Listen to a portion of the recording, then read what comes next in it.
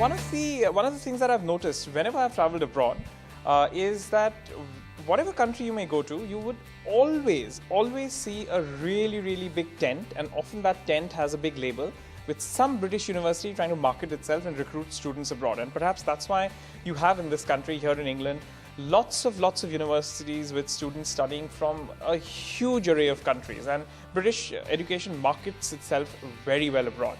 But often people say that actually Indian education, which many people argue and which we're going to hear from all of these professors, is actually of very high quality, but it doesn't market itself really well abroad. And that's why perhaps you have the requirement for events like these, where professors get onto a plane and come to London, and to a place like Madame Tussauds, no less. I mean, there's Aishwarya Rai in the backdrop, the wax version. Often the stereotype is that Indian education is all about rote learning, and you have to be able to memorize big texts and go back and reproduce all of this in an examination paper, and there you go, you've got your marks. And I once met an English teacher who could not string two sentences of English, but she was teaching English. Tell me, is that just a stereotype, or is that changing, or are universities like yours trying to change this? Tell me a bit about it. Okay, what you said is right. Very unfortunate, because a lot of education, it is more on the examination oriented.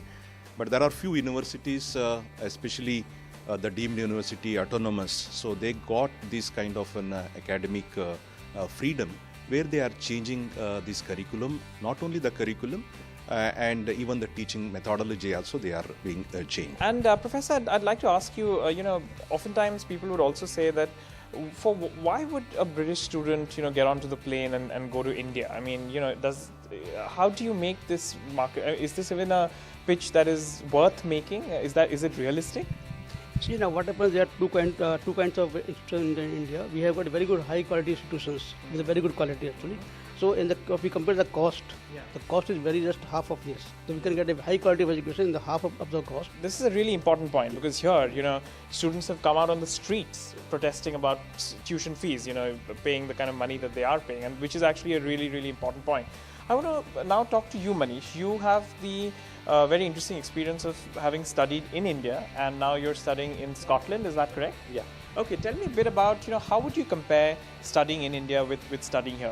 What is better? Or obviously you can't tell me things like, there's no parents to watch what I'm doing. So, but more sort of serious things in the classroom, what is it that you think is, how do you compare the two? So I've been taught from the same textbook in both these places where What are you studying? I study economics. So I've been taught from the same text, the same literature is being used. So the one stark difference is that Indian education is mostly oriented, the teaching is mostly oriented, exam oriented. So you're taught, or you're going to have this question in the exam, so why don't you try writing this answer? Whereas education here is kind of different, it's more learning oriented. So they teach you a couple of concepts, and then you're thrown into the exam hall to try to figure out an answer to a conceptual question. And that is what really pokes your brain. That's what makes you learn things, and that's a very stark difference that I've experienced personally. Okay. How would you respond to a student here? Because this is, Manish is not alone. There are about 30,000 Indian students studying here in the UK, paying the amount of money that they do, and this is no mean feat. I mean, they pay a lot of money to get this sort of education. Tell me, how would you argue against this? Because this is true, right? I mean, how much ever you may say Intel inside and India inside. This is true, isn't it? Yeah, I think there are two sides to this coin. One, there are a huge number of students who need to be educated, and there is a bare minimum standard defined by the compliance agencies, which unfortunately doesn't nurture excellence. It is for a basic bare level quality, and that is where again everybody is supposed to, and again most people come to education not because they are coming for education, they come for a job. In India, majority of them are middle or lower middle class. But when they come for a job, are they employable? No, that's the whole problem. They come for a job and they forget that if they have knowledge, they are employable anytime. So that mindset change has to be first created on one side. But at the same time, enough institutions are doing this change, as Professor Prabhu already mentioned. Okay. That, Professor, I'll just want to complete this point. See, today 37,000 PhDs in Bangalore. That is the largest amount of PhD in any city in the world. more innovation companies are happening in Bangalore than any other part in the world, whether it is value-added service in mobile, or whether it is communication, or whether it is information technology. Okay. And so I'll just take that. I'll just take that. I'll I'll just take that to Manish. Manish, these are all really strong points. I mean, Bangalore being such a, I did not know this, that it's a city with maximum number of PhDs, for example.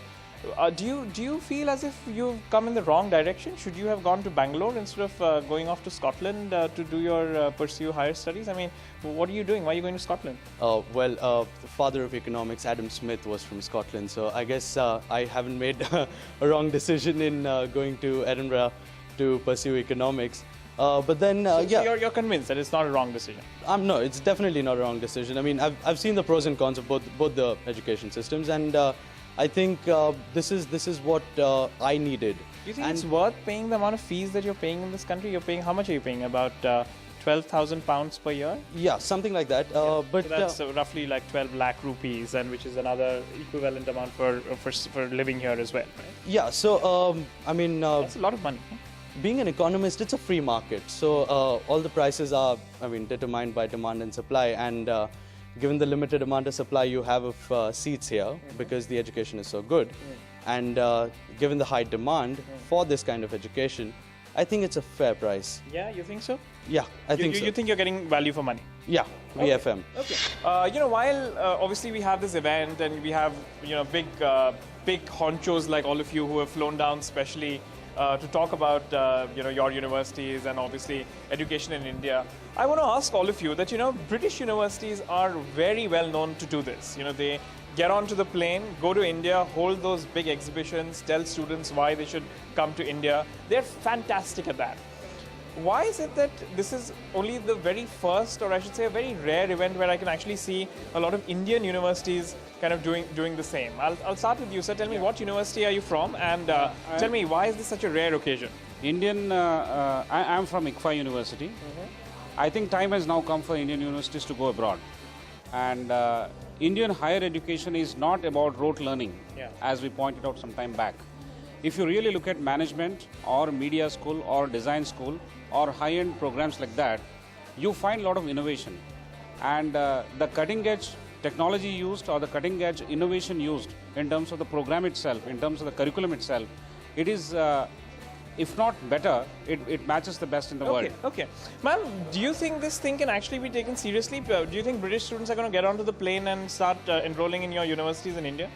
I don't see it happening in terms of sudden multiplied numbers going tomorrow. Yeah. But I definitely see this as the start of a wonderful trend. I think. What university are you from? This is APJ Satya University and the APJ Education Society, where we have 13 colleges as well.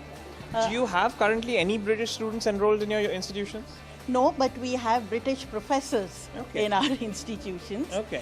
But we have a lot of interest with British universities. We have collaborated with them, both on employable skills. We've collaborated with ACA, with some of the other key universities here for foreign student exchange. I'll come to you in a bit, ma'am. But tell me, sir, if you were making a pitch to a British student about packing his bags and going to India, how would you make that pitch? And what university are you from? I'm from Great Lakes Institute of Management, Chennai. My pitch is very simple. What we do in Chennai, Great Lakes, is we go through the process of transformation. We want to make people business-ready managers. So one of the key differentiators is we want to make sure the students over here appreciate more than education, this whole idea of sustainability, giving back to society. The cultural emphasis, going out to local villages, working with the local community, that's something which we take a lot of pride in. And that's no British university can replicate. Absolutely, and that's one reason why we want students. It's not just getting an MBA, it's not just about the education, but it's a question of transformation. When you graduate from Great Lakes, you want to be transformed. For 1 minute I thought Great Lakes, are you coming from America? But then it's Chennai. Absolutely, because the founder is from America. Okay. Founder's from America. I want to ask you, Shekhar, in the middle of all of this, we have all of these education barons telling us about, why you should go to their universities to study. Tell me, has the time come for India to be, and Indian education institutes to be slightly more proactive about promoting themselves abroad, about marketing themselves abroad? Why is that not happening at the moment? Well, this is the reason that we took this initiative. And a lot of people ask that is India really a great destination for education? I ask them, go to top 20 organizations abroad. Ask them why do they come to India to recruit students. So when you look at Microsoft, 36% of the top honchos are the Indian education system produced people. Let's look at Microsoft CEO today. Is produced by one of the university who is present here today. He didn't study in Chennai, no? He studied in Hyderabad. Manipal, close enough. So when we look at globally today, we have got the finest brains to representing the best engineers, doctors, scientists. What would you say, ma'am, to people who say that Indian students are not encouraged to think on their own? They are encouraged to... It's completely different. I disagree with you. Yeah. I disagree with you. If you look at the top 20 institutes, as Shekhar said, the case study approach which is there, which is meant to simulate the environment which you're going to face sooner in the corporate world, they are actually practicing 100% case method like ICFI.